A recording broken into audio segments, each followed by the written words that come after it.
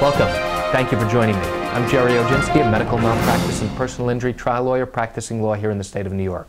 Today's topic is a little bit different than my typical video topic, and that is common blunders that attorneys make when handling personal injury or medical malpractice cases. Number one, missing the statute of limitations. That is a deadly, deadly mistake. What does it mean? It means that your attorney has failed to start a lawsuit in a timely manner.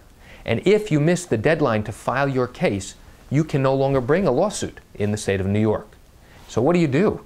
If the deadline has passed, well, you may have no choice but to make a claim against your own attorney's malpractice carrier and possibly bring a lawsuit against your attorney for legal malpractice. Number two, the lawyer who starts a lawsuit does not serve the correct entity. It might be a different named corporation, and there may be a good reason or excuse as to why the lawyer has served that particular entity, but if it's the wrong one and the time in which you have to start a lawsuit has passed, that's a problem because your lawyer may not have sued the correct party to the lawsuit. Next, using the wrong expert. Let's say you have a car accident case and you need an accident reconstruction expert and your attorney does not get the right expert. Let's say they get an engineer to talk about structural analysis of steel. Well, that may not be what you need. You may need somebody to reconstruct exactly what happened to show a jury ultimately how it was that your version of the events occurred and not that there was some issue involved that's unrelated.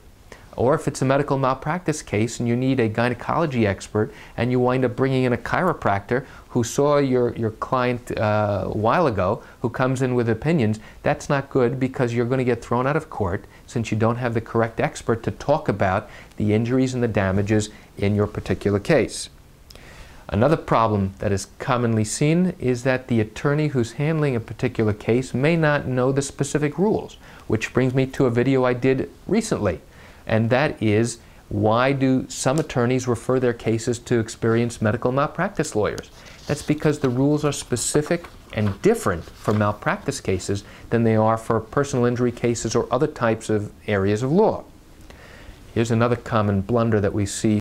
The attorney fails to reply to the client's phone calls. They don't respond to their letters. And what happens then? Well, the clients get frustrated, they get angry, they don't know what's happening, and now they're unsure if their lawyer is really working for them and trying to help them through their case. That's a problem that usually results in a grievance being filed with the Bar Association against them. Here's another big one. And this does not happen often, I'm happy to say, but when an attorney receives money in a settlement for the client, sometimes the attorney will commingle the funds with their own personal funds. And if you've seen or read any of my articles on this topic, it is an absolute no-no to do this. A lawyer will get disbarred and lose their license to practice law if they take a client's funds and mix them in with their own personal funds. It is never supposed to happen.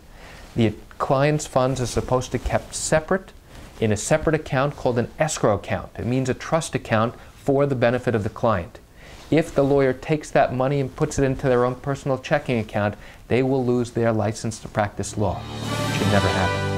And those are some of the common blunders that attorneys make when handling accident and medical malpractice cases in the state of New York. Thank you for joining me. I'm Jerry Oginski. Have a great day.